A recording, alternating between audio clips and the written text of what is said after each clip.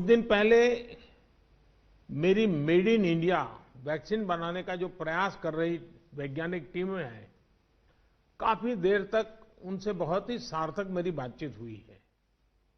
वैज्ञानिकों से भी मिलने का मौका मिला है और भारत के वैज्ञानिक अपनी सफलता को लेकर बहुत ही आश्वस्त हैं। उनका कॉन्फिडेंस लेवल बहुत ही मजबूत है जी। अभी अन्य देशों की कई वैक्सीनों के नाम बाजार में हम सब सुन रहे हैं, लेकिन फिर भी दुनिया की नजर कम कीमत वाली सबसे सुरक्षित वैक्सीन पर है और इस वजह से स्वाभाविक है पूरी दुनिया की नजर भारत पर भी है। अहमदाबाद, पुणे और हैदराबाद जाकर मैंने ये भी देखा है कि वैक्सीन मैन्युफैक्चरिंग को लेकर देश की तैयारियां कैसी हैं। हमारे भारतीय manufacturers, ICMR, department of biotechnology और ग्लोबल इंडस्ट्री के अन्य दिग्गजों के बहुत ही संपर्क में रह करके तालमेल के साथ काम कर रहे हैं। आप एक तरह से मानकर चलिए कि सभी कमर कस के तैयार बैठे हैं।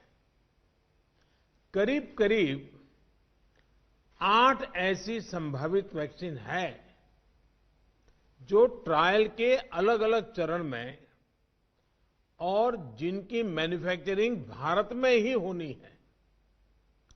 जैसा यहां चर्चा में भी बात आई, भारत की अपनी 3 अलग अलग वैक्सीन का ट्रायल अलग अलग चरणों में है।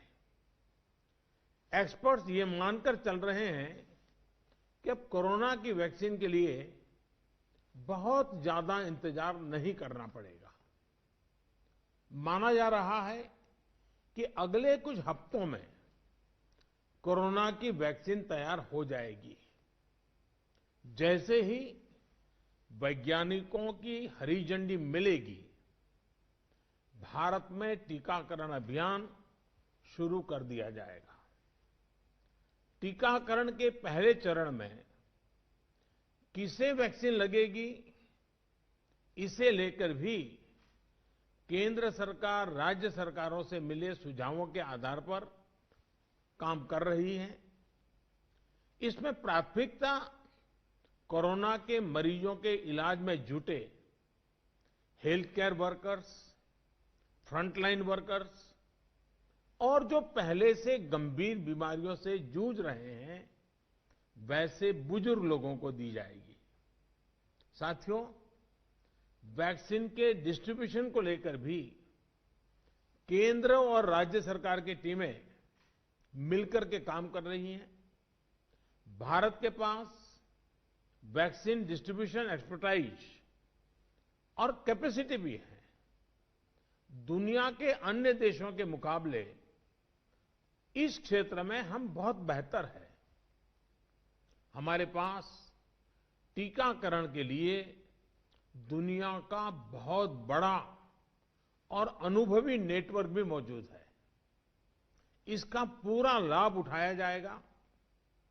जो कुछ अतिरिक्त कोल्ड चेन इक्विपमेंट, अन्य लॉजिस्टिक की जरूरत पड़ेगी, राज्य सरकारों की मदद से उसका भी आकलन हो रहा है।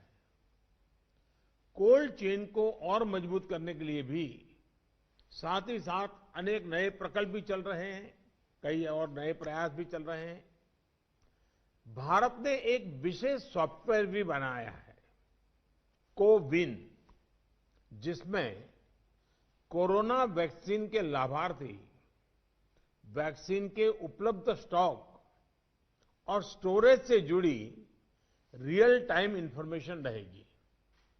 भारत में कोरोना वैक्सीन की रिसर्च से जुड़े दायित्व के लिए विशेष टास्क फोर्स का गठन किया गया था और वैक्सीन से जुड़े अभियान का दायित्व नेशनल एक्सपर्ट ग्रुप को दिया गया है।